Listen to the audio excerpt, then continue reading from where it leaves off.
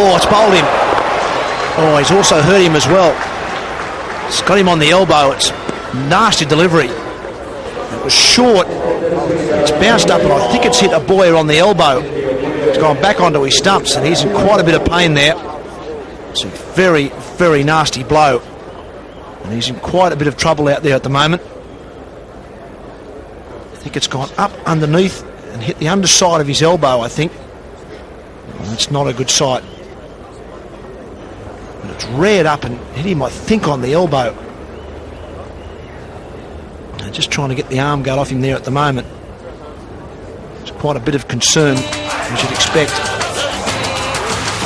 It's all about the pace of Brett Lee. He did what he had to do, or what he was supposed to do, try and get out of the line of the ball. You can see him deliberately trying to leave the ball there, and then it just hits him on the elbow and comes right down onto the stumps.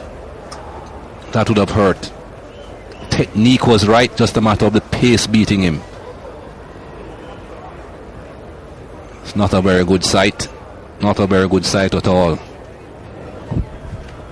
Oh, it's a brand new hard white ball right on the point of the elbow, and I suppose we can only hope that it's hit on the place that they call the funny bone, which is not terribly funny, I can tell you. And the good news is he's walking off the ground under his own steam.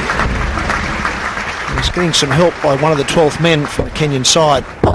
Unfortunately, he's been hit and hurt and also lost his wicket. It's not the sort of start Kenya had in mind, nor Kennedy Aboya. Unfortunately, has to go. He's out for one, and Kenya are 3 for 1.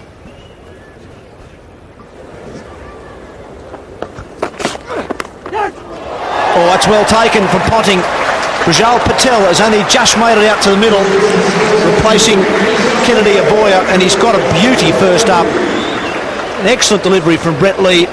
Off stump, moving away quick, 153.5 Ks.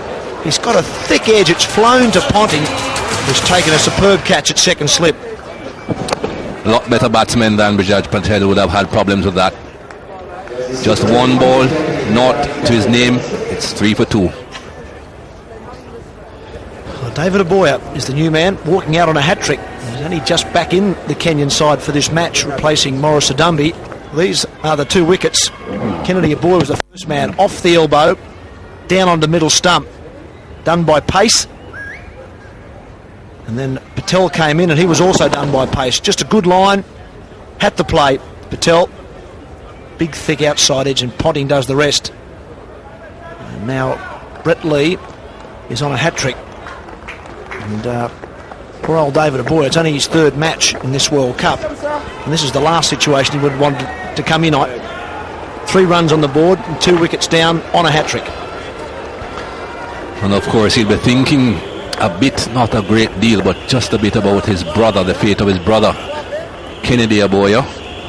He'll be hoping that he'll be okay, of course, but he has to try and forget that and think about his job. 4 slips and the gully. A leg gully there as well.